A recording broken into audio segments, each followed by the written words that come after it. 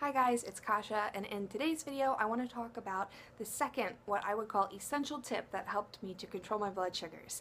Now again, I originally started this YouTube channel to document how I controlled my blood sugars during pregnancy and how I maintained a very low A1C throughout my pregnancy, which resulted in a very healthy pregnancy and a healthy baby. However, these tips also apply to my everyday life, and even though I'm not pregnant, I still follow these guidelines. The first one that I talked about was the law of small numbers. If you're interested in that video, I'll link it down below, as well as the playlist that all of these blood sugars videos are going to be in. And if you're really interested in what I'm about to talk about, I would recommend you read Dr. Bernstein's Diabetes Solution. He goes into a lot more detail than I could in these videos, and he's a doctor. So if you're interested in this way of controlling blood sugars, check out his book. I'll also link information about that down below. So in today's video, I want to talk about timing. There are kind of two branches to this: timing of insulin shots and the timing of different kind of carbohydrates, like fast-acting carbohydrates versus slower-acting carbohydrates, and how that will affect your post-meal rise in blood sugar. Alright, so before I get into it, I just want to make this absolutely clear. I'm definitely going to be talking about things today that require a doctor, so I'm not giving you medical advice. I can't really tell you what will work best for you. I can only tell you about my experience and what happened, and if you want to make any changes to your insulin regimen or your diet and how you control your diabetes, definitely talk to your doctor before you do that. Alright, so let's get into it. First step of this timing discussion relates to the timing of insulin.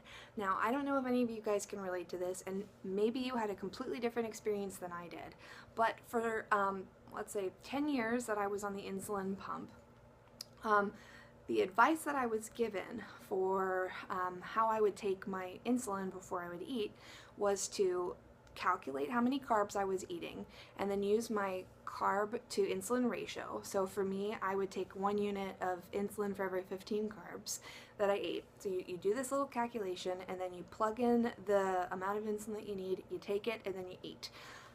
That was my training. They told me how to calculate how much insulin to take for how many carbs I was eating, period. Now, one of the things that I learned in Dr. Bernstein's book that absolutely changed my blood sugar control and just changed the way I looked at food, my relationship with food, between food and rise in blood sugar, had to do with the timing of insulin. Now, it's very simple.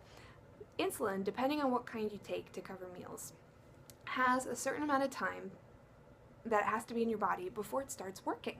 You don't just inject insulin and then boom, it starts working. It doesn't just directly go into your bloodstream and start bringing your blood sugar down. No, there's a different amount of time that you have to wait, depending on the type of insulin you take, before you see any effect to your blood sugar, right? So I don't know, I can't, I'm not an authority on the timing of insulin.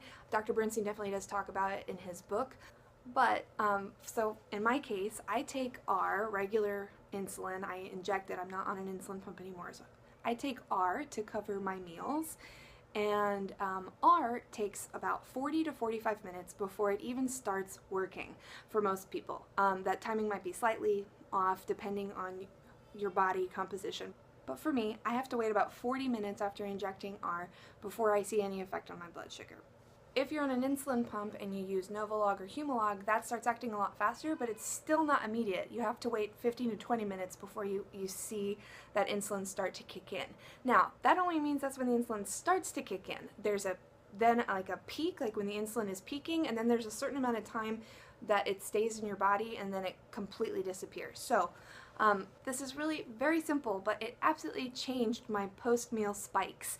And we all have had them. You know, after you eat a meal, your blood sugar goes up and then it comes back down. Well, if you time the insulin correctly, and this only comes from one, talking to your doctor, and two, a lot of trial and error, hypothetically, you should be able to time it in such a way so that when the insulin starts hitting you, the carbohydrate also starts hitting you, right? You time it so that they happen at the same time. So take a shot of insulin, it starts to work. You eat your food, you start to get that rise in your blood sugar because of the carbohydrate, the insulin's already there to start working, which means you won't have a massive spike after you eat. Now, I should mention that this is another important reason why you should keep your carb count low, because the higher number of carbs you eat, the much harder this method is to do. So if you eat a very small number of carbohydrates for every meal, especially if they're like slow-acting carbohydrate, like so you're not eating donuts or, you know, pizza, bread, that sort of thing, that stuff hits you really fast.